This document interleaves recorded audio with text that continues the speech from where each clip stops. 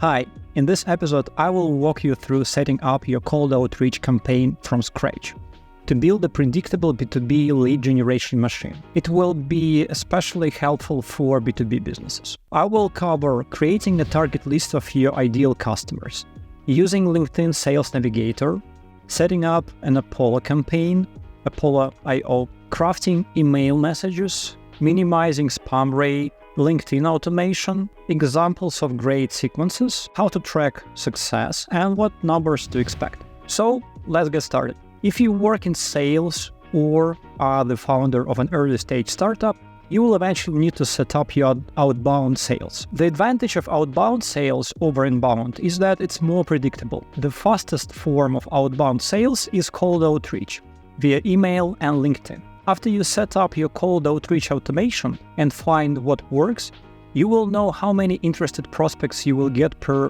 1,000 sent emails, how many of them will convert into qualified leads, how many you will close, and what's your sales cycle. You probably receive many offers from agencies promoting their cold outreach services like we will generate 1,000 leads a month, we will triple your revenue, etc.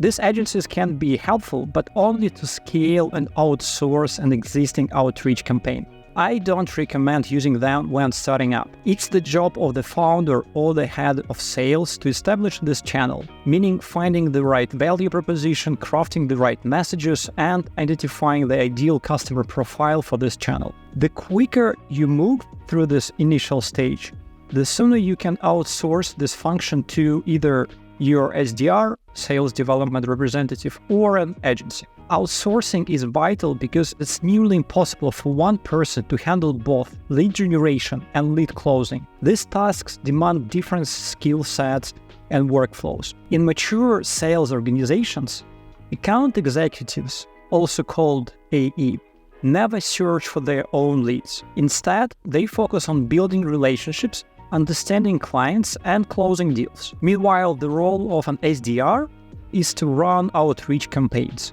qualify leads, and hand them off to the AEs. To set up your outreach campaign, you will need 3 tools, which will cost you about $70 monthly. Apollo.io, or any of its competitors, ranging from $49 to $99 monthly. Additional Google Workspace at $20 monthly.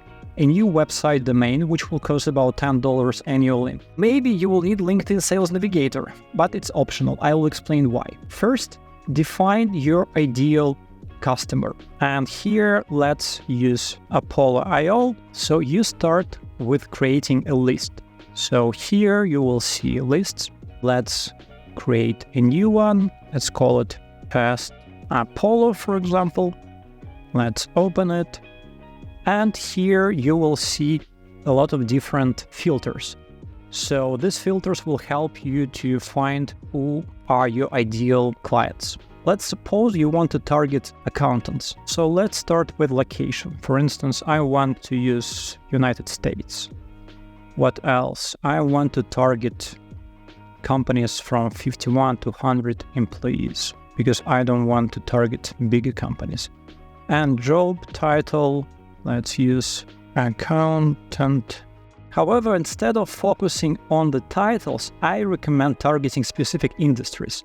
It's often better to think in terms of accounts rather than individuals because decision makers can vary. So, for instance, you want to target accountants, but there are many other senior level positions in the company, so you better target the entire organization. I will show you how to do it. But first, let's add some of this contacts to your list.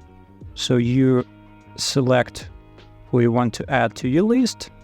Here you can see this add to the list and my list test Apollo. So now I've sent these people in my list.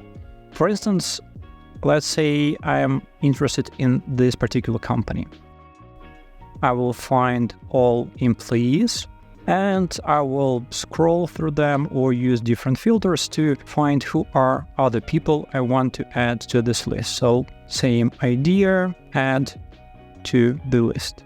So again, what I did, first I used different filters to find people I am interested in, and then I found organizations and added more people within these organizations. There is another way how you can do it. After you install the Apollo browser extension, you can manually add people from LinkedIn. For instance, I want to add Dmitry, who is actually my advisor, but let's assume I want to add him to one of my lists.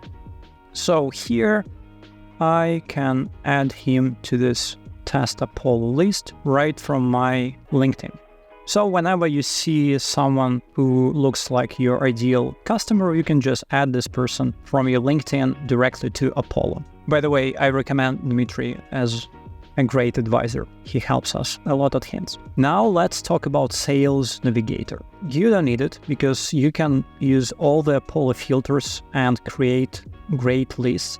But sometimes LinkedIn Sales Navigator can be more granular. It will cost you additional $100 monthly. So again, it's not necessary to use it, but it has nice features. I'll show you. So for example, let's open lead filters. They have groups.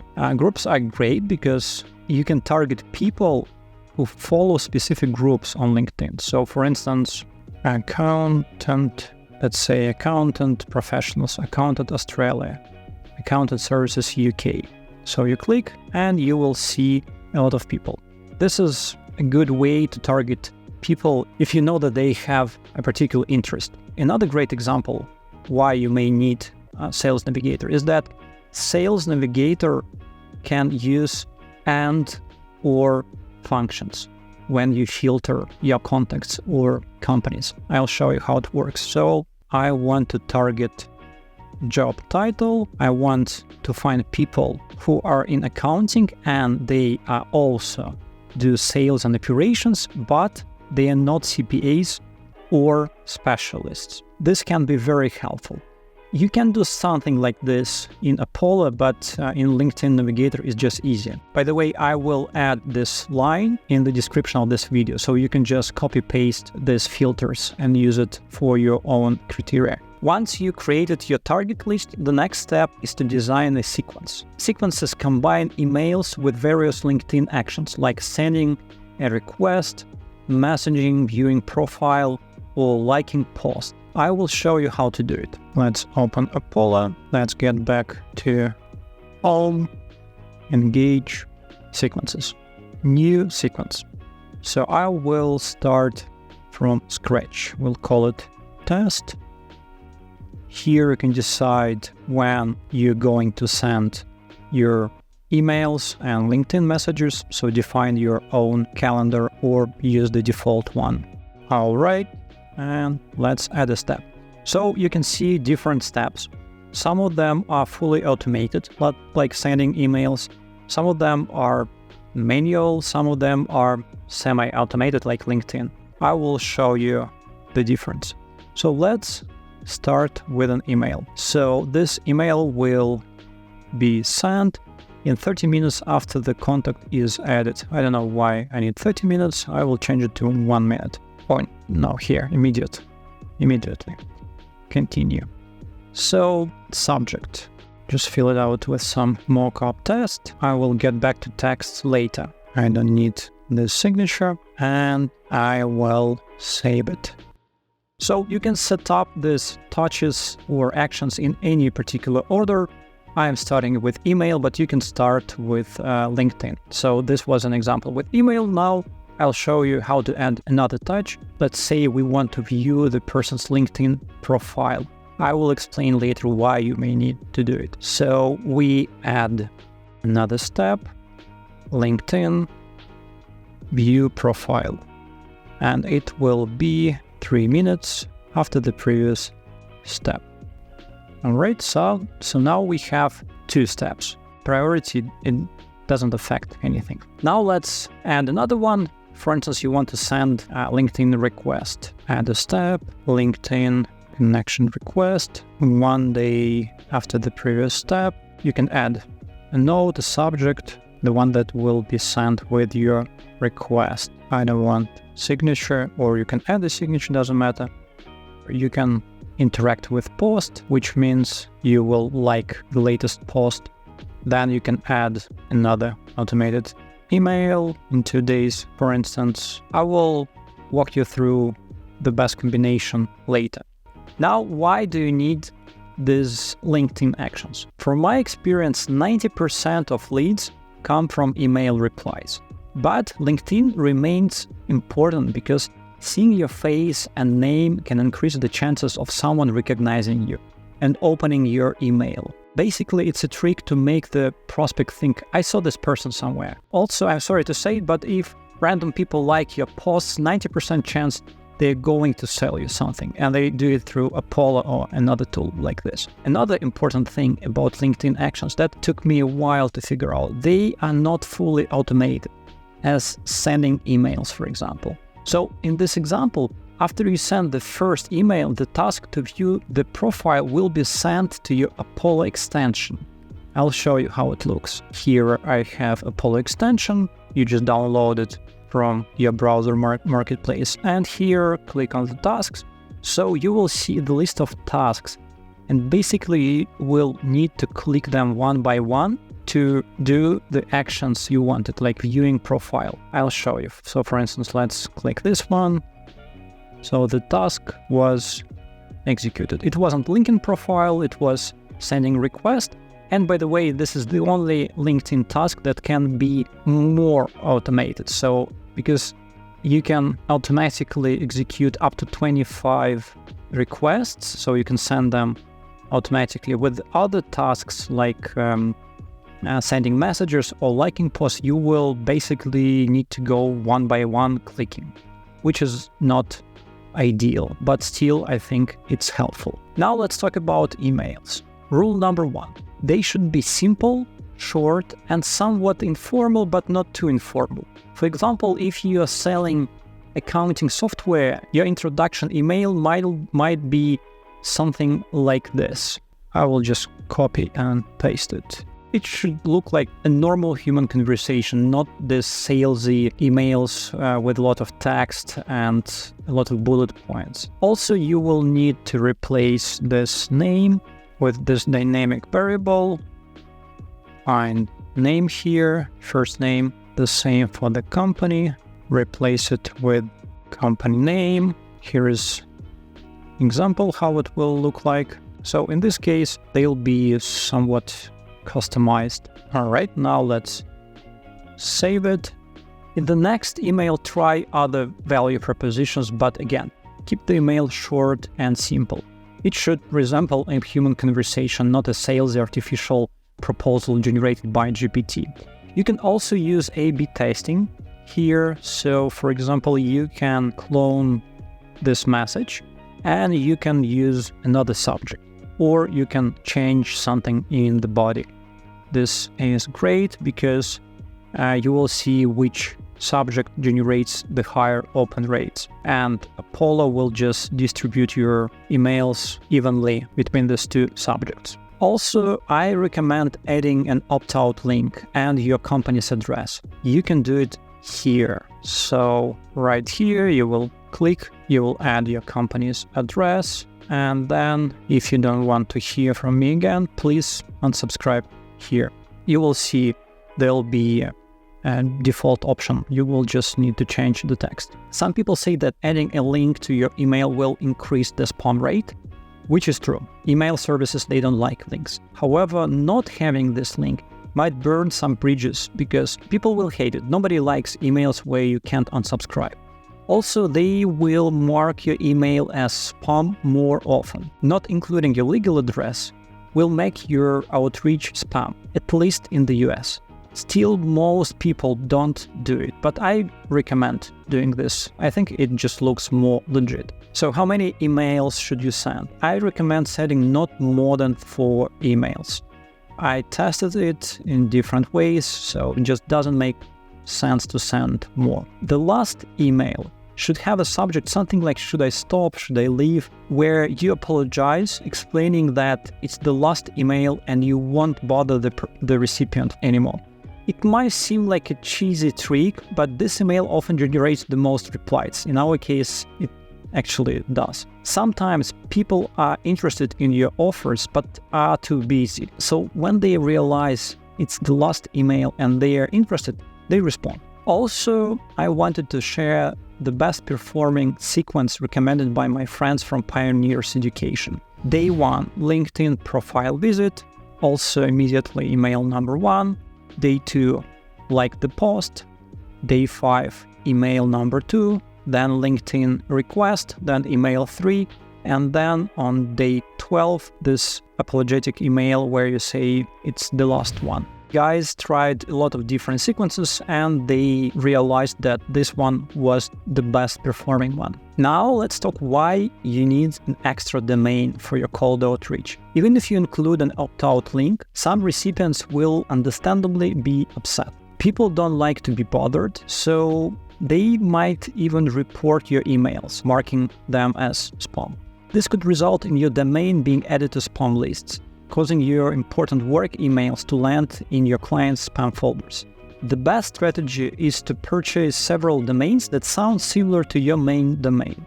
In our case, the company is called Hints, and our main domain is hints.so. So we bought several extra domains like hintsflow.com, hintscrm.com, etc. But let me pause here. In ideal scenario, you manually create a list of your targeted prospects, so you don't need to send this mass emails. In this case, you can use your own domain.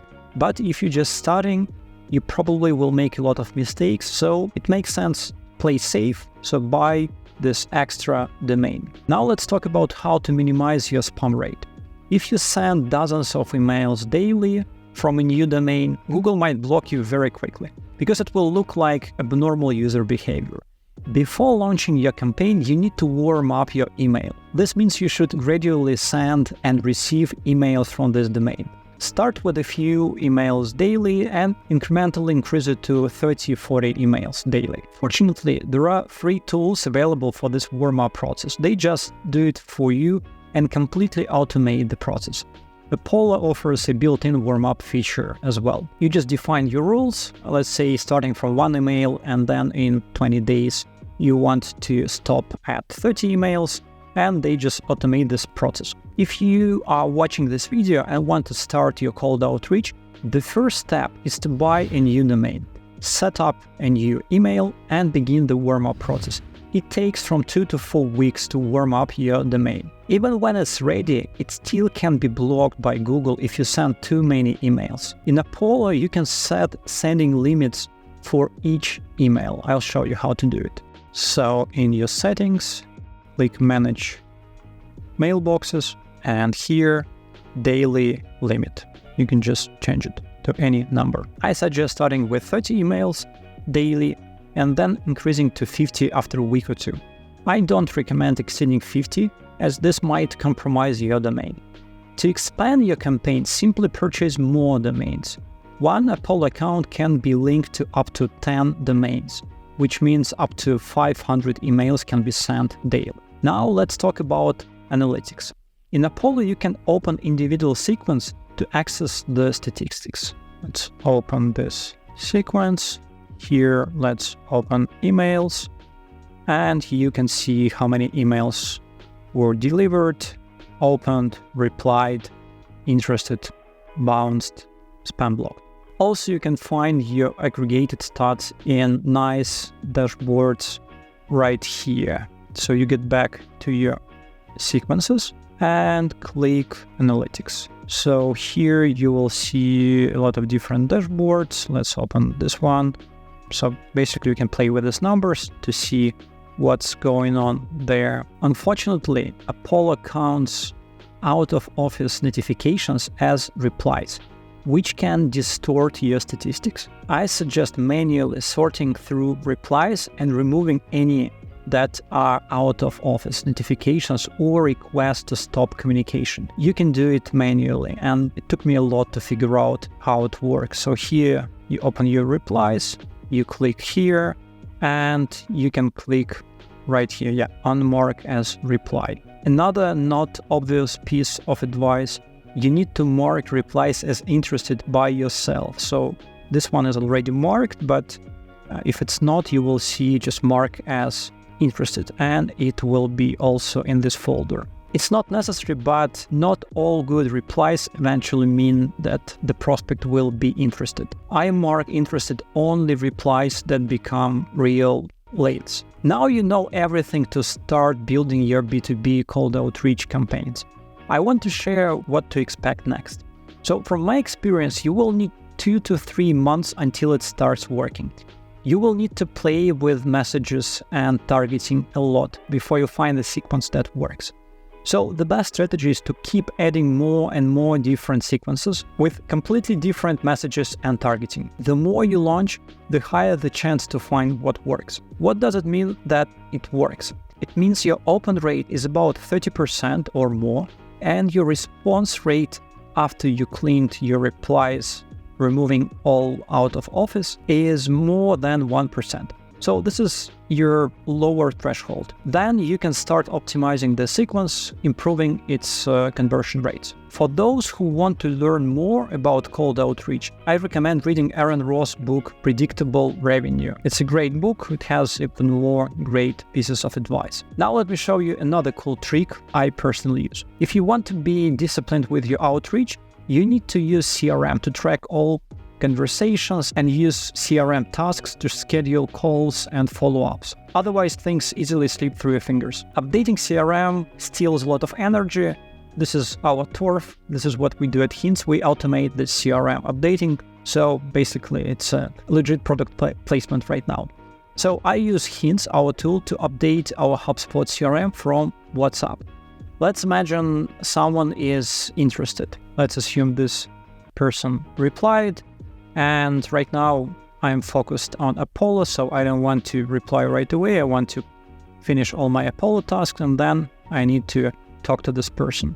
So I'm using our WhatsApp bot and just ask it to create a new deal. I copy paste the deal name from the email, then add a new contact and a task to schedule a call tomorrow. Why I do it? Because I don't want this change of context. If I'm focused on Apollo, I want to finish it. Usually I work with Apollo at the end of my day, cleaning all my sequences, launching new ones, checking who replied, and I want to reply to the prospects next morning to schedule a call. So the bot created a new deal. Everything is in our HubSpot. So here is the deal. And my favorite part is managing tasks using our bot. So for example, show me my tasks for tomorrow. It says that I have only one task, follow up with Jonathan, and let's say I just did it. I can ask it, mark it as done. I'm not going to send it because this is an actual task, so I don't want to forget to do it. So basically, Hints helps me to update my CRM on the go from WhatsApp, and sometimes I use voice memos just to log my calls, to log my tasks, and to do it in bulk by just sending one message, logging a lot of calls that I had during the day. So now let's summarize again what you should do to launch your first outreach campaign. You need to bind your domain similar to your main one. You need to set up an email and start warming it up using one of free services or use Apollo to do it. Decide who's your ideal customer, write value proposition emails, set up Apollo sequences, at least 10 of them. Launch the sequences, limit to 3-5 emails per day if the email isn't warmed up yet. So I assume you don't want to wait several weeks to warm up your email. You can wait at least 1 week, but start really slowly with sending just few emails every day. Or if you have time and you can wait from 2 to 4 weeks to completely warm up this domain, then you can start with 30 emails daily and increase it to 50 emails. Here you will grow it to 50 emails daily, buy more domains if you need, and set up new emails and just iterate until it works. Expect from 2 to 3 months to get to this point. Feel free to ask any questions in the comments. Please share your personal outreach tricks and tips. I'm learning too, so let's share our learnings. If you want to try hints, you can find a link in the description. You can send your first 50 updates for free. We work with HubSpot, Pipedrive, and Salesforce. Good luck with your sales. Bye.